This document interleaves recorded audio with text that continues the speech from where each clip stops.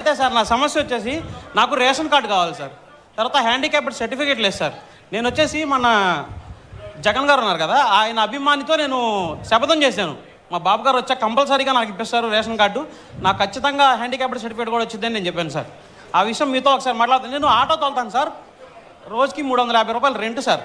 Road మీద వెళ్తుంటే నాకు కనిపించింది సార్ ఇక్కడ మీరు వస్తున్నారని చెప్పేసి, మీతో మాట్లాడితే నా సమస్య ప్రాబ్లం సాల్వ్ అవుతుందని చెప్పి నేను వచ్చాను సార్ ఇక్కడికి. నీకు ఆటో ఏది మామూలు ఆటో ఉందా? ఆటో తోలుతాను సార్ నేను, రెంట్కి సార్. అది రెంట్కి తీసుకుని నీకు ఆటో కొనిస్తాను, ఎలక్ట్రికల్ ఆటో కొనుక్కో. ఓకే, రేషన్ కార్డు ఇచ్చి ఎలక్ట్రికల్ ఆటో ఇప్పించండి ఇమ్మీడియట్గా. ఆ పేరు రాసుకొని ఇప్పించండి, నేను ఇప్పిస్తాను. నువ్వు నీ కుటుంబాన్ని చూసుకొని జాగ్రత్తగా. ఓకే. సాయికృష్ణ అండి. మొన్న సార్ చెప్పినట్లు, బోడేప్రసాద్ గారు చెప్పినట్లు, నేను సీఎం గారిని కలిసినప్పుడు ఆయన ఆటో ఇప్పించడం అనేది వాగ్దానం చేయడం జరిగింది. ఆ వాగ్దానం ప్రకారం సార్ కూడా కాంటాక్ట్ అయ్యారు, కలెక్టర్ గారు అందరూ నాతో మాట్లాడి ఆటో ఇప్పించడం జరిగింది సార్. ఇవాళ ఆ రోజు అన్నారు, కామెంట్లు వచ్చినాయి సార్, నేను కూడా చూశాను, పెయిడ్ ఆర్టిస్ట్ అది ఇది అంటున్నారు. మీరు పెయిడ్ ఆర్టిస్ట్ అంటున్నారు, బాగానే ఉంది, కానీ అది యువతలో మీరు ఒరిజినల్ నిజమా కాదనేది మీరు తెలుసుకోండి. మీ ఇష్టం వచ్చినట్టు మీరు చెప్తే సరిపోదు కదా. ఎందుకంటే మీకు పేటీఎంలో 5 రూపాయలు వస్తాయి, 10 రూపాయలు వస్తాయి అని చెప్పేసి మీరు పెయిడ్ ఆర్టిస్ట్, పెయిడ్ కోసం మీరు పనిచేస్తున్నారు సోషల్ మీడియాలో అన్నింటిలో. కానీ ఇక్కడ నిజంగా ఆటో అనేది రాదు కదా, ఆటో కొనుక్కునేంత స్తోమత నాది కాదు, కానీ నిజంగా నాకు ఆటో వచ్చింది.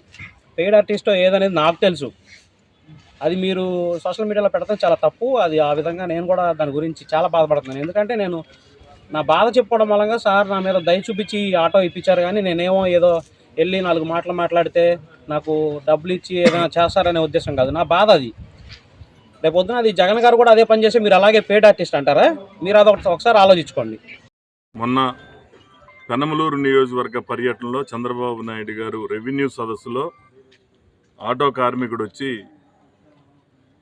పేద కుటుంబం అద్దె ఆటోలో కుటుంబాన్ని గడుపుకుంటున్నాను అని చెప్తే, ఆ రోజే చంద్రబాబు నాయుడు గారికి కలెక్టర్ గారికి ఆదేశించడం జరిగింది. వెంటనే ఎలక్ట్రిక్ ఆటో ఒకటి ఇతనికి కొని అతని జీవనోపాధి కల్పించమని చెప్పేసి ఆదేశించడం జరిగింది. ఈరోజు నా చేతుల మీదుగా వణుకూరు లేఅవుట్ 2లో ఉంటున్న నువ్వుల సాయికృష్ణ అనే వ్యక్తికి ఈరోజు ఆటో ఇవ్వటం జరిగింది. గతంలో కూడా అన్నా క్యాంటీన్ ప్రారంభోత్సవం రోజున కూడా గుడివాడలో ఇదే విధంగా ఒక కుటుంబం అద్దె ఆటోలో నడుపుతూ ఉంటే కుటుంబం గడవట్లేదంటే అక్కడ కూడా చంద్రబాబు నాయుడు గారు కలెక్టర్ గారికి చెప్పడం జరిగింది, అక్కడ కూడా ఆటో ఇవ్వటం జరిగింది. ఈరోజు ఇవన్నీ ఎందుకు చెప్తా ఉన్నామనంటే, సోషల్ మీడియాలో రకరకాలుగా ఏదో పెయిడ్ ఆర్టిస్ట్ అని, ఇది ఇతను పట్టుకోవడానికి మాకు 2 రోజులు పట్టింది. ఇతను నెంబరు ఫోన్ లిఫ్ట్ చేయకపోతే పోలీసు వాళ్ళకి చెప్పి ఇతను లొకేషన్ ట్రేస్ చేసి ఎక్కడ ఉంటున్నాడు ఏంటనేది కనుక్కొని మరి అతన్ని పట్టుకొని తీసుకొచ్చి ఆటో ఇవ్వటం జరిగింది. ఈరోజు వైఎస్ఆర్సీపీ పేటీఎం కుక్కలు అనేక రకాలుగా వాగుతూ ఉంటాయి, వాటన్నిటినీ మేము పట్టించుకోం. ఈరోజు ఎవరైతే ఇతను ఒక బీసీ కుటుంబానికి చెందిన వ్యక్తి, ఆటో మీద జీవనాధారం, ఈరోజు అతనికి జీవనోపాధి కల్పించడం జరిగింది. ఈ సందర్భంగా ముఖ్యమంత్రి చంద్రబాబు నాయుడు గారికి మనస్ఫూర్తిగా ధన్యవాదాలు తెలియజేస్తాం.